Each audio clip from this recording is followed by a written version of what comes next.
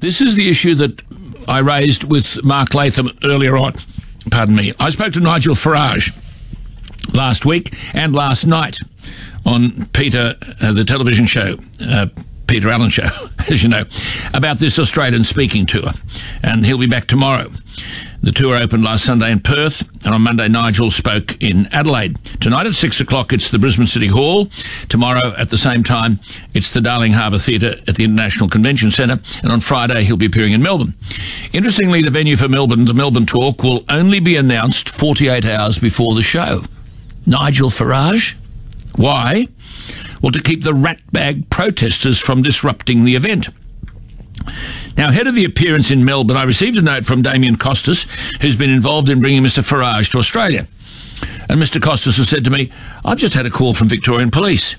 They're expecting massive protests for Farage, and the subject of costs came up. And he said, I told them to go whistle Dixie. And he then made the very valid point. He said, it seems we now live in a country where an international politician, a member of the European Parliament, is going to be charged protection money from the police. I wonder if the British police would charge one of our MPs protection money when he visits the UK. Well, it's not just Nigel Farage. A few weeks ago we had a visit to Australia by Lauren Southern. She's described as a right-wing commentator. Very interesting, young, we need them. It's interesting how we never talk about left-wing commentators, do we? That's because if you're from the left, that's fine. Do and say what you want. But if you take a different point of view, then watch out. Well, someone who's found out all about this is Dave Pellowe from a company called Axiomatic Events. They organised the Lauren Southern tour, and Victorian Police have hit them with a $67,000 bill. And David Pellowe, Mr Pellowe, says, we broke no laws, we went above and beyond cooperation with police, and we appreciate the work they do. But he said Victorian Police seem to be in a position of victim blaming, not user pays. And David Pellowe says, very simply, the fair way to go about this would be to issue a $1,000 fine to every thug who blocked the highway during protests against Miss Southern, who abused and intimidated the mums and dads and kids who came along, and who damaged private property and turned Melbourne into a Berkeley war zone. 99.9% of Australians would agree with David Pellowe. He's on the line. David, good morning. Good morning, Alan. Thanks for having us on the show and raising this issue. Well, it's a massive issue. But who are we governing for? 99.9% of Australians would agree with you.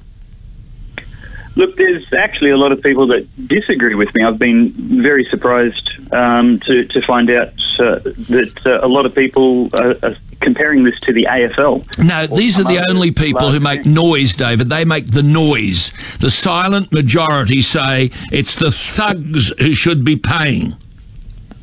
Well, I agree, and this is why we need to talk about it, and shows like yours that hold the heat to the feet of the Andrews government. I've read the legislation and the regulations that provide for these charges, and the people applying these charges are not reading them properly. The regulation, the law, says that the role of Victoria Police is to serve the Victorian community and uphold the law so as to promote a safe, secure and orderly society. Absolutely. There was nothing about these events that contravened that law, so the police weren't needed. Yeah, nothing that you were doing. Nothing that you were doing. No. That's right. Just the expression of ideas. These separate events that are organised by violent extremists outside these events that are the attention of police and are needed to maintain law and order. Yeah. And those are the people that should be footing the bill, if anybody. But absolutely. The taxpayers have already paid for police, and we find that the Victoria Police are sometimes maintaining law and order.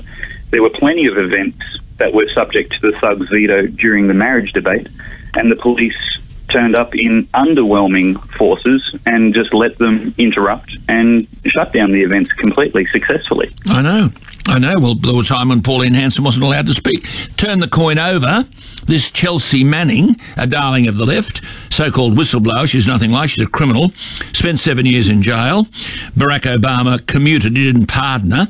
She only released 750,000 classified documents to WikiLeaks, put the safety and well-being of Americans and Australians in theatres of war at risk, and she hasn't been allowed into Australia to speak, and that makes us the worst people in the world for keeping her out. I mean, it is beyond belief that we're caving in to these minority positions. It is. It's it's incumbent upon us to give bad ideas and good ideas without subjecting them to our own opinions. We need to be able to hear them all, because the strength of our own ideas, the strength of the positions that we hold, is only as strong as our best critic. And if we're not willing to face any kind of criticism or any kind of discussion or debate, then as a society as a whole, how do we know we're building the kind of future and society that's actually got any credibility? Correct. It might just be we've got terrible ideas and they've never been scrutinised. That's right. Or we're frightened to express an alternative idea. People are free, let me just say, David and I would both agree, people are free to protest. But we don't do that in a violent way. And equally, people like Lauren Southern have a right to speak. And if people have a problem with what she says, they don't tackle the arguments, they're tackling the person. I mean, this is astonishing, and out of fear and intimidation want to shut up an alternative view. They don't want to argue, they don't want to debate, they want to close down the debate, David. That's right.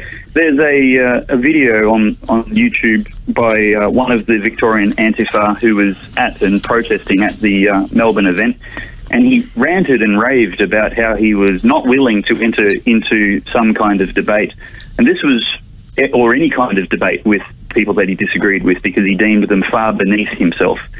But this is immediately before he boasted and rejoiced in being able to so easily manipulate the Victoria Police into wielding another injury on the event organisers, my company Axiomatic, the injury of $67,842. And you're very happy to have a part in creating that. I know you're not going to pay. You're not going to pay that money, are you? Absolutely not. As a matter of principle and public interest, we have to expose the Victoria Police as not having a leg to stand on. And so, with the Free Speech Coalition, there's a whole bunch of people who've got together, and we're basically daring the Andrews government, come and get us in court. We would love to see a judicial review of what's going on here. Well, I think the new Prime Minister's got to say this stuff won't happen in a country I lead. It's as simple as that. This is an absence of leadership, and we have to have a leadership to understand that law-abiding people are entitled to express their view. Keep in touch, David. Very good to talk to you, and the very best of luck. Thanks, Alan. That's David Pellowe. It's amazing stuff, isn't it? It's called Australia.